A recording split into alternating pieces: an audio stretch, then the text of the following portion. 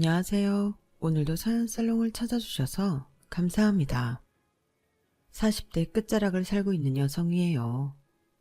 나이가 들면 시간이 빨리 간다고 하더니 요즘은 정말이지 일주일이 순식간에 지나가네요.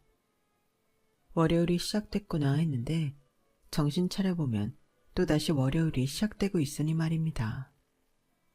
한때는 시간이 너무도 안 가서 1분이 억겁처럼 길게 느껴지던 시절도 있었는데 말이죠. 저는 이혼한 지 15년이 되었어요. 23세 결혼해 한 남자와 11년을 살았지만 단 한 번도 그 사람이 내 남편이라는 생각을 가지고 산 적은 없는 것 같아요. 꼭 주인집 도련님을 모시고 사는 중년 기분으로 살았거든요. 그러니 11년간의 결혼 생활은 제게 있어 인생의 노역기간이나 다름없답니다. 모든 문제의 시작이 다 그렇겠지만 제 결혼은 첫 단추부터 잘못된 거였어요. 사랑해서 결혼한 사람들도 살다 보면 사느니 못 사느니 말들이 많기 마련인데 애초에 우리 부부는 일말의 애정도 없이 시작을 했거든요. 심청이는 공양미 상백석에 팔려가 아버지 눈을 뜨게 해주었다면 저는 친정아버지 빚 때문에 10살 많은 남자한테 시집을 가게 되었어요. 저희 부모님은 지방 소도시 출신으로 제가 7살이 되던 해 서울로 올라오셨어요. 그때 취직한 곳이 바로 제 시댁이었죠. 엄마는 그 집 가사도우미였고 아빠는 시아버지 운전사였거든요. 그래서 저는 어린 시절을 서울에서 부자들이 산다는 강남에서 보냈어요. 부모님 출퇴근 때문에 시댁 근처에 집을 얻어야 했거든요. 그렇다고 시댁처럼 대저택에 살았던 건 아니고 같은 강남이지만 형편은 180도 다른 무허가 판자촌이었어요. 강남이란 곳이 참 희한한 곳이더라고요. 도로 하나를 사이에 두고 최고 부촌과 극빈촌이 마주보고 있으니까요. 말이 강남이지 제가 살던 곳은 산동네보다도 못한 곳이었어요. 그나마도 도시계획 사업의 일환으로 툭하면 철거 위기에 놓이곤 했었죠. 그렇다 보니 전기 사정이나 수도 사정이 그리 좋지 않았어요. 이게 정말 대한민국의 수도인 서울이 맞나 싶을 정도로요. 그래도 우리 세 식구는 이렇게라도 서울에 가정을 꾸리고 살 수 있어서 다행이다 생각하며 살았어요. 그도 그럴 것이 저희 부모님이 서울행을 결정하던 때만 해도 일자리도 못 구한 처지에 어린 저를 데리고 가기 힘들어서 외가에 맡기라고 했었거든요. 그런데 운 좋게 부모님 취직이 결정되면서 저도 함께 서울로 올라올 수 있게 된 거예요. 비록 부모님이 출근을 하면 저 혼자 집에서 보내야 했지만 그래도 밤이면 어김없이 부모님이 집으로 돌아오시니 걱정은 없었어요. 집들이 따닥따닥 붙어있는 판자촌이라 옆집이고 뒷집이고 북적대고 사람이 살고 있다는 것도 외로움을 잊을 수 있는 이유이기도 했고요.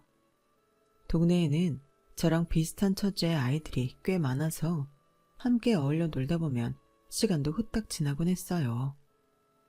허기지면 엄마가 출근 전에 차려놓고 가신 밥을 친구들과 함께 먹곤 했고요. 가난했지만 행복했던 시절이었죠. 그 동네에서 5년 넘게 살았던 우리 가족은 드디어 온수도 잘 나오고 화장실도 집안에 붙어있는 빌라로 이사를 가게 되었어요. 판자촌에서 조금은 번화한 강남 중심으로 다가가게 된 거죠. 그렇다고는 해도 햇볕도 제대로 안 드는 반지하였지만요. 왜 기생충이란 영화를 보면 자꾸 냄새 얘기를 하잖아요. 그 영화를 보면서 제가 무릎을 탁 쳤던 게 바로 그 대목이었어요. 반지하에 살아본 사람만이 공감할 수 있는 그 냄새를 저도 결혼 전까지 늘 맡아가며 살았으니까요. 중학생 때였는데 한 번은 우리 반 애가 저한테 냄새가 난다고 해서 충격을 받았던 적이 있어요. 그날 집에 돌아간 저는 엄마를 졸라 동네 슈퍼에서 섬유유연제를 한 통 사왔어요. 양 많고 제일 싼 제품을 샀더니 인공적인 느낌이 강한 장미향이더라고요. 내 옷에서 그 향 때문에 골치가 지끈거리기는 했지만 그래도 남들한테 감추고 싶은 지하실 냄새보다는 나은 것 같아서 빨래할 때 섬유유연제는 빼먹은 적이 없었어요. 냄새뿐만이 아니에요. 적어도 반은 지상에 올라있는 반지하인데도 어찌나 늘 꿉꿉하고 음습하던지, 특히 장마철에는 물먹은 손방석 위에서 생활하는 기분이 들 정도였죠. 그래도 돌이켜보면 그때가 좋았던 것 같네요. 우리 가족에게는 희망이 있었거든요. 몇 년만 더 바짝 벌어서 강 건너에 있는 지상주택으로 이사를 가자는 꿈말이에요. 그런데 그 꿈이 손에 잡힐 것 같이 가까워진 어느 날 문제가 터지고 만 거예요. 그날은 2학기 중간고사 성적표가 나온 날이었어요. 학원 하나 다니지 못했지만 비싼 과외를 줄줄이 달고 사는 친구들을 제치고 제가 반에서 1등을 한 날이었죠. 아빠는 그런 저를 위해 모처럼 남산 야경을 보여주시겠다며 당시 사장님, 그러니까 시아버지 차를 끌고 나오셨어요. 엄마가 만류를 하셨지만 그날따라 아빠가 왜 그리 들떠 계셨던 건지 잠깐이니 괜찮다며 굳이 저를 태우러 차를 끌고 집으로 오셨죠. 서울에 올라온 지는 꽤 됐지만 바쁜 부모님 때문에 한 번도 서울 구경을 제대로 해본 적이 없던 저는 아빠가 끌고 온 멋진 수입차를 타고 남산타워도 가보고 근처 돈가스집에서 내 얼굴보다 더 큰 돈가스도 먹을 수 있었어요. 하지만 식사 도중 사장님 호출을 받고 급하게 차를 몰고 가다가 사고가 나고 만 거예요. 마주 달려오던 차량과 부딪히려는 찰나 아빠는 급박한 그 순간에도 저를 덜 다치게 하려고 핸들을 돌리는 바람에 저 대신 아빠가 크게 다치게 되었죠. 아빠 덕분에 저는 철가상 정도로 그쳤지만요. 우리가 타고 있던 고가의 수입 차량은 거의 폐차 수준이 되고 말았고요. 그 사고로 아빠는 반년 넘게 병원 생활을 해야 했어요. 수술도 3번이나 해야 했고요. 해가 잘 드는 집으로 이사를 하려고 10년 가까이 열심히 모아두었던 돈은 고스란히 아빠 수술비와 병원비로 들어갔지만 그마저도 턱없이 부족했어요. 차값 변상은 꿈도 못 꿀 상황이었고요. 그 바람에 사장님 댁에서 일을 하는 엄마는 매일같이 사모님한테 시달려야 했어요. 아줌마, 이게 말이나 되는 소리예요? 차값 변상할 돈이 없다니. 아니, 그럴 주제도 안 되는 것들이 왜 남의 차는 몰고 나갔대? 우리가 자선사업가도 아니고 왜 손해를 봐야 되냐고. 어디서 이런 거지 같은 것들이 꼬여서 사람 성질을 돋궈. 사모님, 죄송합니다.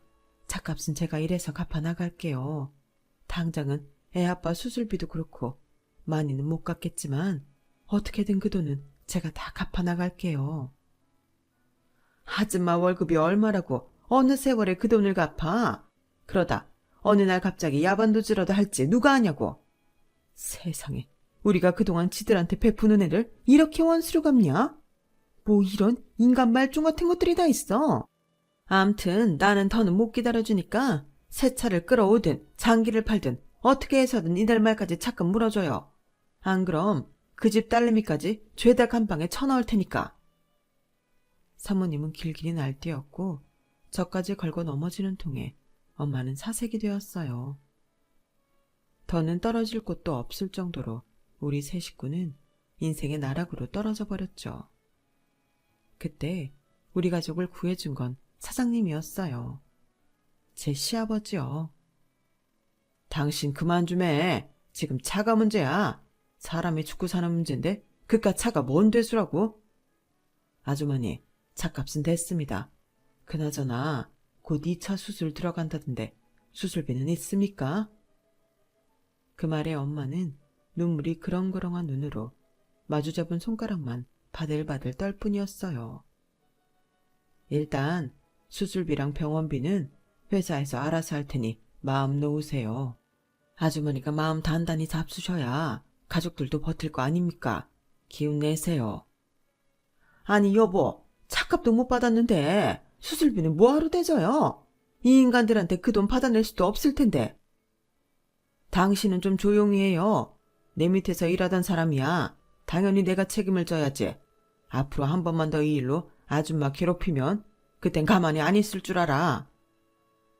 사장님 한마디에 사모님은 더는 저희 엄마를 불러 괴롭히는 일은 없었어요. 하지만 다른 방법으로 괴롭혀대기 시작했죠. 아줌마, 오늘부터는 주방일 외에 청소도 아줌마가 담당해요. 청소 도우미가 아파서 못 나온다네? 갑자기 사람을 구할 수도 없고. 내가 아무나 집에 안 들이는 거 알죠? 그러니까 쭉 우리 집을 해온 아줌마가 대신 좀 맡아서 해요. 원래 저희 엄마는 주방일만 맡아서 해왔고 집안 청소며 세탁은 다른 분이 하셨었는데 갑자기 사람을 줄인 거예요. 돈 받아낼 길이 안 보인다 싶으니 대신 노동력으로라도 받아내야겠다 생각하신 거죠. 그 바람에 엄마는 새벽부터 밤 늦게까지 일을 해야 했어요. 집이 넓어서 청소하는 것만으로도 엄마는 기진맥진이 됐지만 그렇다고 원래 하던 일을 설렁설렁 할 수는 없었어요. 손걸레를 들고 선반은 물론 난간 구석까지 꼼꼼히 쓸고 닦아댔죠. 엄마가 그렇게 억척을 떨며 청소를 할 때마다 이제는 아들한테 정권을 넘겨주고 뒷방 늙은이로 살고 계시던 노할머니가 그 모습을 말없이 지켜보셨더랬나 봐요. 상대해주는 가족이 없어 적적해 그러시나 했는데 하루는 휠체어에 앉아 청소를 하는 엄마를 물끄러미 바라보며 그러시더래요. 아주머니는 일당이 얼마나 됩니까? 한 기백은 받나요? 네, 일당이 그렇게 비싼 가사도우미가 어디 있나요? 월급이면 몰라도. 그래서 하는 말입니다. 요즘엔 정직하고 성실한 사람을 미련하다고 한답디다. 자기 집 일을 열심히 해주는 사람한테 고맙다는 인사는 못할 망정 빈정거리기나 하는 노할머니 때문에 엄마는 마음이 더 상하게 되었어요. 물론 나중에는 노할머니의 본심을 알고 많이 놀라긴 했지만요. 엄마는 과중한 업무로 인해 매일 밤 초조감이 돼서 집에 돌아왔어요. 그런 엄마를 두고 볼 수 없었던 저는 주말마다 엄마를 따라가 대신 청소일을 돕곤 했어요. 아빠가 병원에서 퇴원해 집으로 돌아온 뒤에도 저는 엄마를 도와 사장님 댁일을 거들곤 했죠. 어차피 우리 형편에 대학은 꿈도 못 꿀 상황이라서 공부도 그만둘 결심을 한참이었거든요. 어떻게든 한 푼이라도 빨리 갚고 이 집을 나가는 게 급선무였으니까요. 그러던 어느 주말 모처럼 집에 계시던 사장님이 저를 보신 거예요. 네가 김 기사가 그렇게 자랑하던 딸이구나. 공부를 곧잘 한다며? 저는 그저 고개만 조아리고 있었어요. 자식으로서 엄마 일을 돕는 건 기특하지만 이제 곧 고3이 될 텐데 이럴 시간이 있니? 친구들은 한창 학원에 가 있을 시간인데. 어차피 저는 대학에 안 갈 거니까요. 저희 형편의 대학은 사치거든요. 자신이 없는 건 아니고? 그건 아니에요. 지금까지 학원 한 번 안 다니고도 1등 놓친 적 없어요. 대학을 안 가겠다는 건 못해서가 아니라 제 의지에 따른 결정이에요.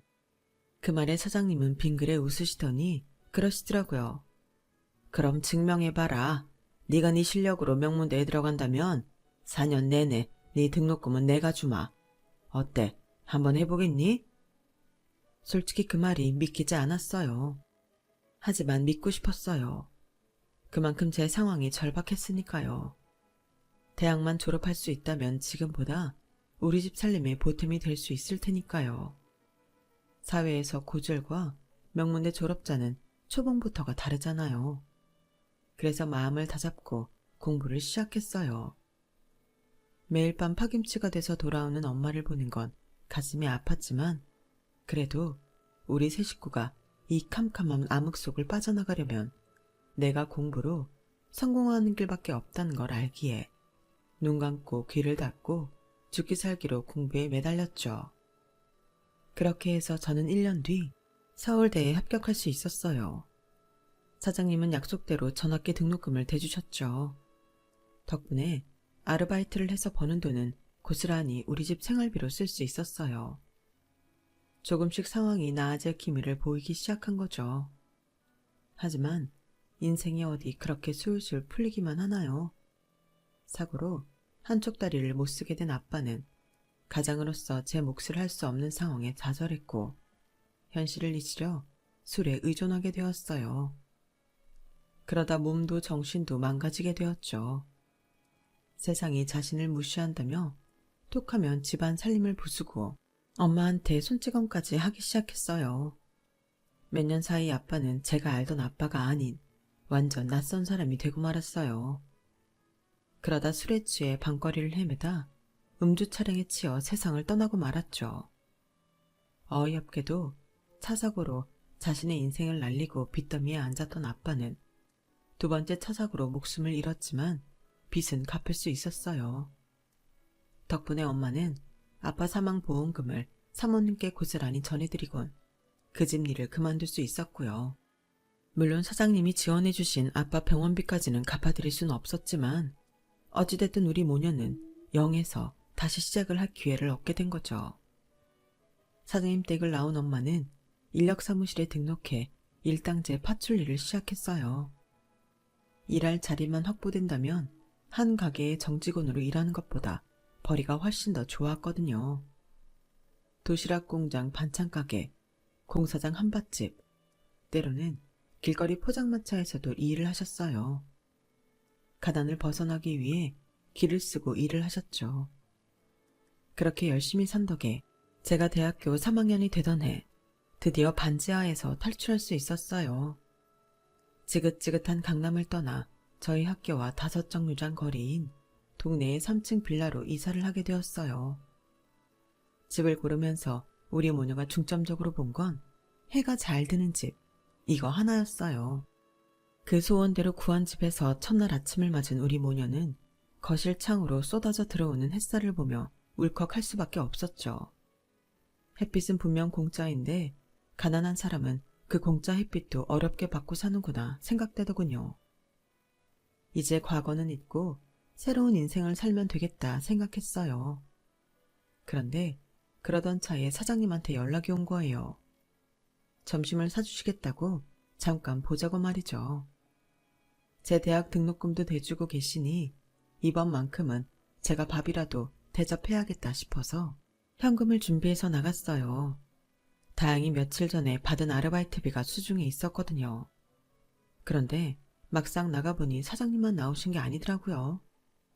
웬 젊은 남자가 옆자리에 떡하니 앉아 있었어요. 온 몸에 명품을 두른 남자는 딱 보기에도 껄렁껄렁해 보였어요. 인사들 하지. 혜민 양, 이쪽은 내 아들이에요. 미국에서 공부하다가 얼마 전에 한국으로 들어왔어요. 남자는 심드렁하게 내가 왜 저런 거한테 인사를 해야 되나 하는 표정이 역력했죠. 하지만 그건 저도 마찬가지였어요. 아무리 봐도 제 앞에 남자는 공부를 하느라 미국 생활을 한 것 같지는 않았거든요. 나이는 30대 정도 돼 보이는데 행동거지가 철없는 고등학생 같았거든요. 한마디로 절대 상종하고 싶지 않은 부류였어요. 게다가 주문을 할 때 직원을 대하는 태도를 보니까 싹수가 완전 노랗더라고요. 어떻게 저런 아빠 밑에서 저런 개아들이 나왔을까 싶을 정도였죠. 어느 정도 식사를 마친 사장님은 중요한 회의가 있다시며 먼저 일어날 테니 천천히 식사를 하라고 하셨어요. 그러시면서 저를 잠시 밖으로 부르시더라고요. 녀석이 어릴 때부터 해외에서 생활해놔서 한국에 친구가 없어요. 철없는 아들놈을 맡겨서 미안하지만 혜민 양이 오늘 데리고 다니면서 서울 구경 좀 시켜줘요. 이참에 내 아들한테 맛있는 것도 많이 얻어먹고 백화점 가서 백도 좀 사달라 그러고 그럼 혜민 양 믿고 갑니다. 차라리 그동안 대중 등록금을 갚으라고 하는 게 낫지. 어디 저런 개차반을 떠넘기나 싶었어요.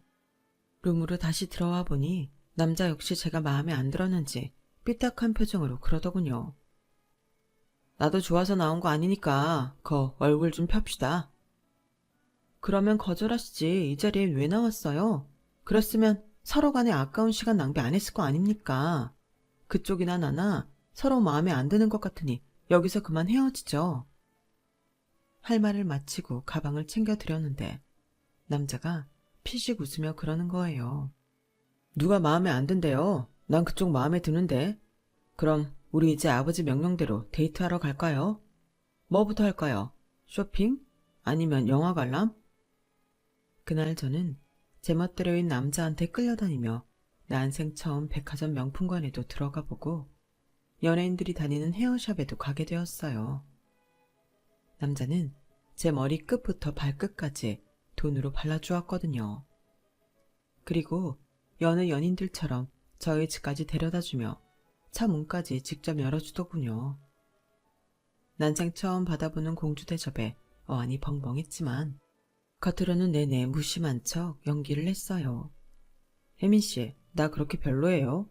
인물도 이만하면 어디서 안 빠지는 정도는 되고 학벌도 그럭저럭은 되잖아요. 거기다 우리 집에 돈이 무지하게 많은데 어때요? 좀 땡기지 않아요? 글쎄요. 난 남자 얼굴 뜯어먹고 살 생각도 없고 학벌이라면 나도 만만치 않게 좋아서 그닥. 재력은 졸업해서 내 손으로 차차 만들어갈 생각이고요. 그러니 그쪽이 조건이 그리 매력적이지는 않네요. 오늘 감사했습니다. 조심히 가세요. 다시 볼 일 없을 거라는 생각에 평소와 달리 예의 없게 굴었어요. 그런데 남자는 제 이런 모습에 호기심을 느꼈던 모양이에요. 다음 날부터 수시로 전화를 해대기 시작했거든요. 그래도 거절을 하자 급기야 학교까지 찾아왔더라고요. 제 수강 과목은 어떻게 알았는지 번번이 강의실 앞에 떡하니 버티고 서 있는데 사람 미치고 팔딱 뛰겠더라고요. 그래서 남자 소원대로 딱 3번만 만나보기로 했어요. 연애 경험이 전무한 채 학교와 아르바이트밖에 모르고 살았던 저와는 달리 연애 경험이 많았던 남자한테 저는 손쉬운 먹잇감이었을 거예요. 지금 생각해도 그쪽으로는 제가 참 순진했거든요. 저보다 10살이 많았던 남자는 하는 짓을 보면 갓 20살 먹은 사회초년생 같았어요. 세상 물정 모르고 그저 풍족하게만 자라서 지 하고 싶은 거 하고 사는 것밖에 모르는 사람이었거든요. 그래서 볼 때마다 물가에 내놓은 아이 같다는 생각을 하곤 했어요. 제가 이러니 사장님은 오죽하셨겠어요. 하나뿐인 아들이 이러니 그 많은 재산을 지켜내기 위해서라도 당신 아들 짝으로 세상 물정도 알고 비바람도 맞아본 사람이 필요했던 거겠죠. 그리고 마침 사장님 눈에 들어온 사람이 저였을 테고요. 남편은 내가 자기랑 결혼을 결심한 게 3번의 데이트 때문이라고 생각할지 모르지만 솔직히 절대 아니에요. 저는 남편한테 이성적으로 끌린 적이 없거든요. 그럼에도 불구하고 제 인생을 이 남자한테 걸었던 건 바로 사장님에 대한 고마움 때문이었어요. 저희 아빠가 자동차 사고를 내고 오랜 병원 생활을 할 때 사장님이 아빠 수술비랑 병원비 그리고 저희 집 생활에 도움을 주신 건 알고 있었지만 그 외에도 도움을 받았다는 건 결혼 얘기가 나오던 그 무렵에 알게 되었거든요. 2번째 데이트를 마치고 집에 돌아와 엄마한테 그런 얘기를 했어요. 엄마, 그 집 사람들 도대체 나한테 왜 이래? 철없는 아들내미야 철이 없으니 그렇다 치고 왜 사장님까지 날 며느리로 못 띄워서 야단이냐고. 드라마만 봐도 있는 사람들은 있는 사람들끼리 사도 맺고 그러잖아. 돈을 안 따진다 쳐도 의사나 하다못해 변호사라도 된다면 모르겠지만 난 그저 일개 회사원일 뿐인데 왜 나한테 이러냐고. 혹시 내가 모르는 비밀이라도 있는 거 아니야? 나 데려다가 간이라도 떼어달라고 그러려는 건가? 진짜 이해가 안 된다니까. 제 말에 엄마는 말없이 낮은 한숨을 쉬셨어요. 혜민아, 넌 정말 이 결혼 싫은 거니? 죽어도 안 되겠어? 엄마까지 왜 이래? 그 집이랑 우리 집 어울리기나 해? 일단 사는 집만 비교해봐. 우리 그 집 화장실만한 집에서 살아. 수입은 뭐 비교할 것도 없고. 게다가 아빠가 사장님 운전기사였고 엄마는 그 집 도우미였는데 하루아침에 사돈으로 만날 수 있겠어? 어디 마음 불편해서 살겠냐고. 그건 그렇긴 하지만 사장님도 원하신다잖니. 그럼 그런 문제는 전혀 신경 쓰지 않는다는 거 아니겠어? 네가 싫다면야 어쩔 수 없지만 우리 입장에서는 나쁜 혼처는 아닌 것 같아. 솔직히 엄마 말이 틀린 건 아니었어요. 나쁜 혼처가 아니라 남들 같으면 쌍수 들고 달려들 만한 혼처였죠. 사랑해서 죽고 못 산다고 했던 사람들도 결혼하고 몇 년 지나면 원수가 되는데 그깟 사랑이 대수겠어요. 서로 조건 보고 하는 결혼이라면 제 입장에선 완전 로또 맞은 거나 진배 없는 거죠. 이제 와 이야기지만 네 아빠 사고 나고 나도 경황이 없어서 사고 뒤처리를 할 생각도 못하고 있었어. 그땐 네 아빠가 워낙 위독한 상태였으니까. 상대 차량 운전자랑 합의를 봐야 하는데 내 정신이 딴 데가 있는데 뭘 할 수 있었겠니?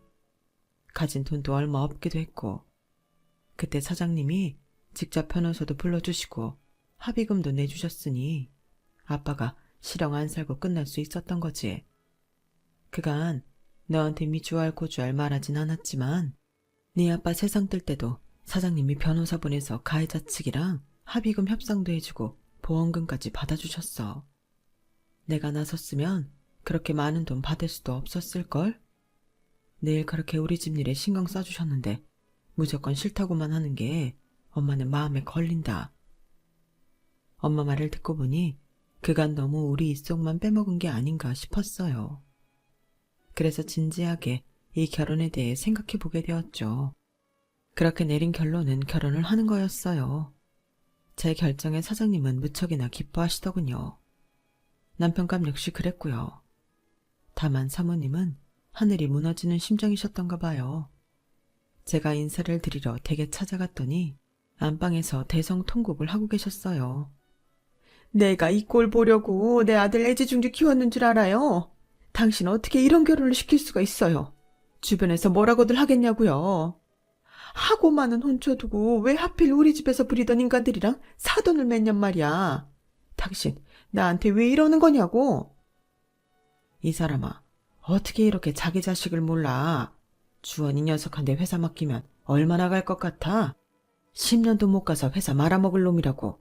혜민이처럼 똑똑한 애를 옆에 붙여놔야 당신이랑 나 죽고 난 후에도 우리 회사 살아남을 수 있다고. 집안 배경이 무슨 소용이야. 본인이 잘나고 똑똑해야지. 그러니까 당신 괜한 고집 부리지 말고 반갑게 며느리 맞을 생각이나 해. 제가 이미 집안에 들어와 있는 걸 모르는 사장님 내외는 안방에서 한바탕 말다툼을 벌이셨어요. 결국 아버님의 설득으로 어머님도 결혼을 찬성하긴 하셨지만 어느 정도 거리를 두고 지켜보는 느낌이었어요. 결혼을 한 이후에도 저는 다니던 회사에서 직장 생활을 이어갔어요. 아버님은 제가 회사로 들어오길 바라셨지만 제가 그러기 싫었거든요. 어떻게 들어간 대기업인데 아무리 오너가 시아버지라고 해도 중소기업으로 가는 건 말이 안 되죠. 남편도 제가 원한다면 어디에서 일하건 상관 않겠다고 했고요. 내가 왜 당신이랑 결혼했는 줄 알아? 당신이 우리 집 재산에 관심이 없어서. 우리 아버진 내가 못 믿어와서 잘난 며느리 들이려고 늘 버리섰거든. 근데 만나보니까 잘난 여자들이 하나같이 우리 집 재산에 눈독을 들이더라고. 날 밀어내고 자기가 오너 자리에 앉을 생각들 뿐이었지. 근데 내가 또 그 꼴은 못 봐주잖아. 그래서 지금까지 아버지가 주선한 선자리는 다 파투를 내고 다녔어. 당신만 빼고 말이지. 결혼 전에는 남편이 세상 물정 모르는 도련님인 줄 알았는데 살아보니 꽤 영악한 사람이더라고요. 왜 머리는 나쁜데 눈치 빠르고 욕심 많은 사람들 있잖아요. 제 남편이 그랬어요. 남편이 본격적으로 이빨을 드러낸 건 아버님이 갑자기 쓰러지신 뒤였어요. 아버님은 돌아가시기 전까지 저를 차기 오너 자리에 앉히려고 측근들을 불러 장기 계획을 짜고 계셨는데 시작도 하기 전에 뇌출혈로 쓰러지고 만 거죠. 중환자실에서 일주일간 의식 없이 지내시다가 결국 세상을 떠나고 마셨어요. 그 일주일 동안 남편은 아버님이 저에게 회사를 물려주시려 했다는 사실을 알고는 저를 대하는 태도가 이전과는 완전히 달라졌어요. 대표직에 취임한 남편이 가장 먼저 한 일은 아버님의 최측근들을 잘라내는 거였어요. 아버님과 함께 저를 차기 대표로 밀고 있었다는 게 이유였죠. 그리고는 기존의 사업을 접고 자기가 원하는 신사업을 몇 가지 시작했는데 정확한 시장조사 없이 즉흥적으로 벌인 일이라서 실적은 고사하고 회사에 큰 타격만 입히고 말았어요. 그래서 아버님이 돌아가시고 3년도 안 돼서 회사가 휘청거리게 되었죠. 상황이 그 지경이 되고 나니까 남편이 저를 회사로 불러들이더라고요. 자기 밑에 들어오라고요. 정말 가기 싫었지만 이러다 아버님이 힘들게 이룬 회사를 하루아침에 날려버리게 될 것 같아서 울며 겨자 먹기로 다니던 직장에 사표를 내고 남편 회사로 들어갔어요. 가보니 가관도 아니었죠. 제가 전문 경영인이 아님에도 불구하고 허점이 수없이 보일 정도였으니까요. 그리고 그 원흉은 제 남편이었어요. 자기 기분에 따라 사업만 버려놓고 책임을 지지 않으니 뭔들 잘 되겠어요. 게다가 시어머니는 호랑이 없는 굴에 여우가 왕노릇한다고 툭 하면 회사에 오셔서 어찌나 훈수를 두시는지 몰라요. 안 그래도 눈에 가시였던 저를 집에서는 물론이고 회사에서도 엄청 기죽이려고 노력하셨죠. 넌 잘난 것도 없는 애가 남편 내조나 할 일이지 뭐 한다고 회사에 나와 자리를 차지하고 있어? 니깎게 알면 뭘 한다고. 너 회사에 나오고부터 회사 꼴 엉망된 거 안 보이니? 오죽하면 내가 평생 오지 않던 회사까지 찾아왔겠니? 어머님, 지금 겪고 있는 회사 위기는 저 때문이 아니에요. 저는 그걸 수습하려고 들어온 거라고요. 이게 뭘 잘했다고 고개 빳빳이 들고 대들어? 그럼 내가 없는 말 지어하겠니? 나는 니만 못해서 그동안 남편 뒤에서 내조만 하고 살았는 줄 아니? 어디서 건방을 떨어? 잔말 말고 괜히 내 아들 앞길에 눕 끼치지 말고 집에 들어앉아 애나 가질 생각을 해. 결혼한 지 10년이 넘었는데 어쩜 애 가질 생각을 안 해? 어머님, 애 문제는 여기서 이러지 마시고 그이한테 말씀하세요. 왜 집안일을 회사까지 끌고 나오세요? 애 문제도 그래요. 저도 애 갖고 싶었죠. 근데 남편이 애라면 질색을 하는 걸 어쩌겠어요. 그런데도 어머님은 늘 모든 걸 제 탓으로 넘기셨죠. 또 남의 탓이지. 넌 항상 그런 식이더라. 집에서도 안 들어쳐먹으니 내가 회사까지 쫓아나와 이러는 거잖아. 네가 사람이라면 이러면 안 된다. 그동안 우리가 거지 가서 니네 친정 한두 푼 도와줬니? 장장 5년이나 네 친정 식구들 병원비며 생활비까지 대줬어. 그런데 어떻게 은혜 갚을 생각은 않고 남의 집 대까지 끊으려 들어? 아, 머리야. 하여간 넌 정말이지 마음에 드는 구석이 하나도 없어. 아, 그놈의 연금만 아니었으면 이런 건 집에 들이는 게 아니었는데. 일부러 회사 직원들 다 보는 앞에서 창피를 주는 시어머니 때문에 회사를 옮길까 하는 생각도 수없이 했지만 그래도 아버님과의 정을 생각해 꾹 참았어요. 그렇게 11년을 버텼는데 돌아온 건 남편과 시어머니의 배신뿐이었죠. 연로하신 시할머니가 위독하시다는 연락을 받고 병원으로 달려갔더니 병실에 저희 엄마가 와 계시더라고요. 정확히는 간병인 대신 엄마가 시할머니를 간병하고 계시더라고요. 엄마가 여기에 왜 있어? 그동안 일하느라 바쁘다던 게 여기 와 있느나 그랬던 거야? 말 좀 해봐. 도대체 엄마가 왜 여기 있냐고. 목소리 낮춰. 할머니 들으셔. 그 얘긴 나중에 하고 일단 할머님 상태나 지켜보자. 근데 네 시어머니고 남편이고 어째 코빼기도 안 비춘다니. 집안 어른이 위독하시다는데. 저는 바쁘다는 핑계로 서너 달에 한 번 겨우 얼굴만 비추고 가는 처지라서 그간 시할머니 간병을 누가 맡고 있는지는 잘 몰랐어요. 핑계 같지만 매번 시어머님이 자신이 알아서 할 테니 신경 쓰지 말라는 말만 믿고 있었으니까요. 그런데 우리 엄마가 병상을 지키고 있었더니 기가 막힐 노릇이었죠. 아흔이 훌쩍 넘으신 시할머니는 폐렴 증세가 악화되어 결국 세상을 떠나시고 말았어요. 남편과 시어머니는 저를 통해 부고를 전해 듣고서야 병원에 나타나셨더라고요.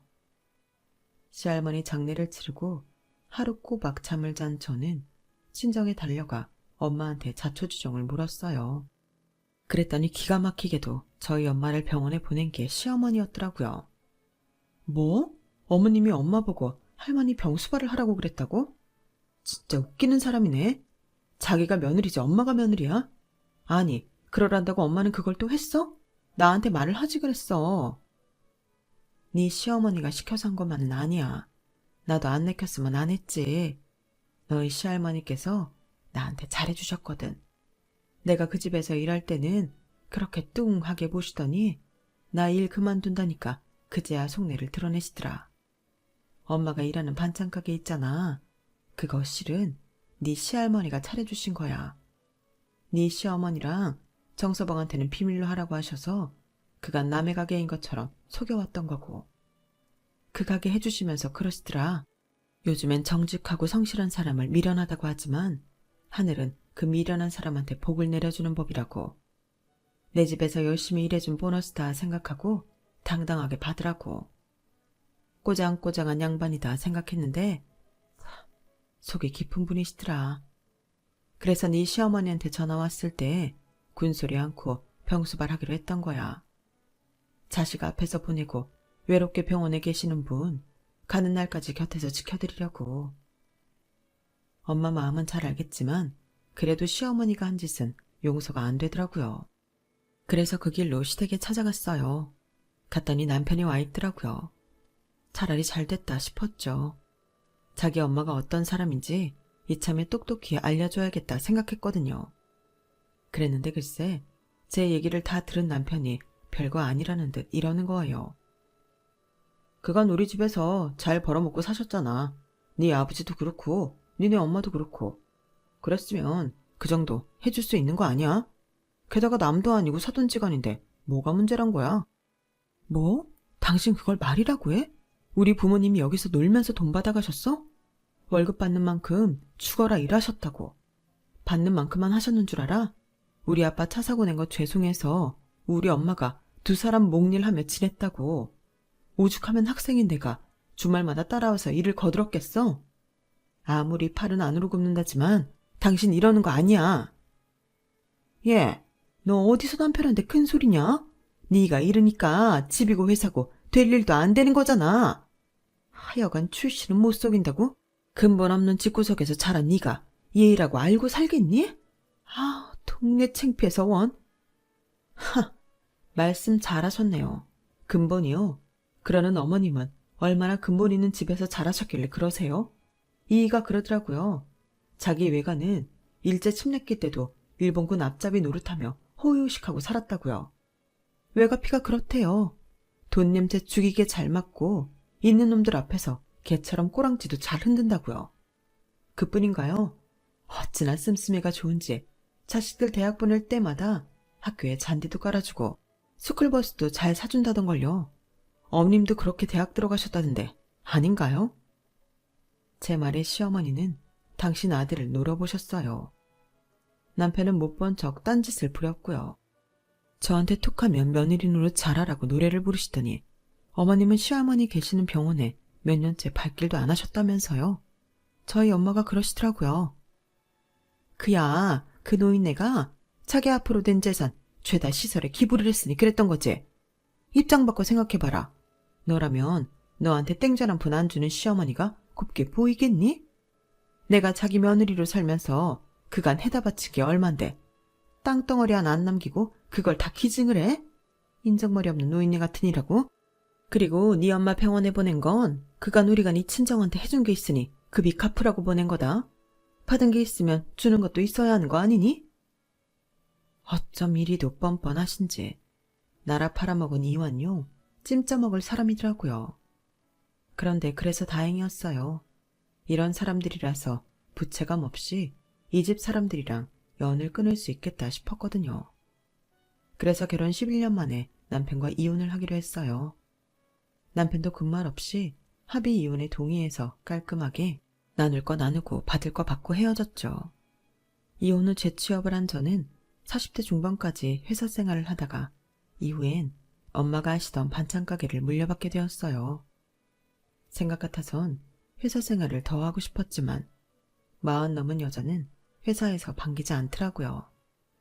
어차피 여자 직원은 임원까지 올려주지도 않을 뿐더러 승진이 멈춘 상태에서 제 밑에서 일하던 남자 직원들을 상사로 모시는 것도 못할 짓이라서 제 발로 나와버렸어요.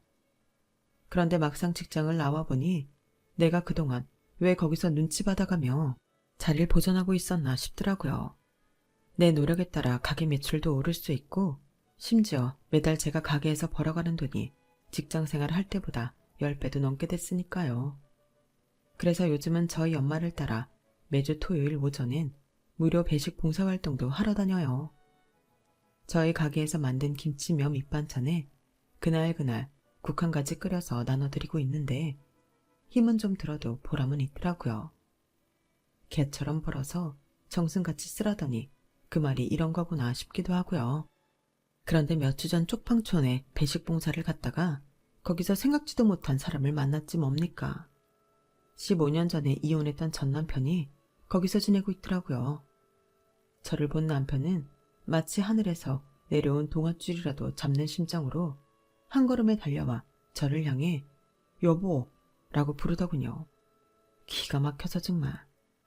저랑 이혼하고 7년쯤 지나 회사는 법정 관리에 들어갔고 집에는 빨간 딱지가 붙게 됐는데 그 충격으로 시어머니는 세상을 떠나시고 저 남편은 한동안 몰래 은닉해둔 재산으로 먹고 살았다더군요. 하지만 버는 거 없이 쓰기만 하니 그 돈도 몇 년 한가 다 사라지고 일용직을 전전하다 쪽방촌까지 들어오게 됐다네요.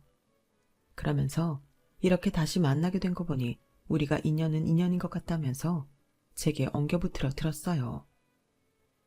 그래, 그쪽 말대로 우리가 만날 인연이었나 보네. 근데 인연도 인연 나름 아니겠어? 나 매주 토요일마다 우리 엄마랑 무료 배식 봉사해. 그러니까 배고프면 와서 밥 먹고 가. 우리 인연은 딱 거기까지니까 헛된 꿈 꾸지 말고.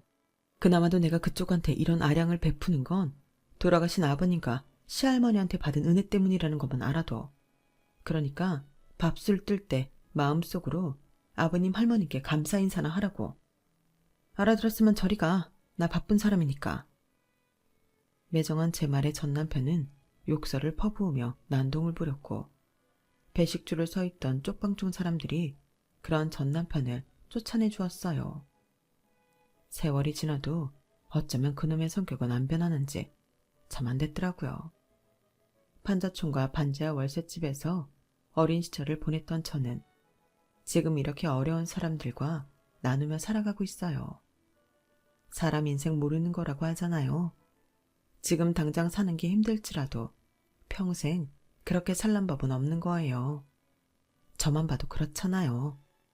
그러니 용기 잃지 마시고 오늘 하루도 잘 버텨보자고요. 지금까지 제 사연을 들어주셔서 감사합니다. 건강이 최고죠. 건강하시고 행복하세요. 여러분, 사연 댓글에 응원과 현명한 조언 부탁드려요. 좋아요와 구독은 저에게 큰 힘이 됩니다. 오늘도 좋은 일 가득하세요.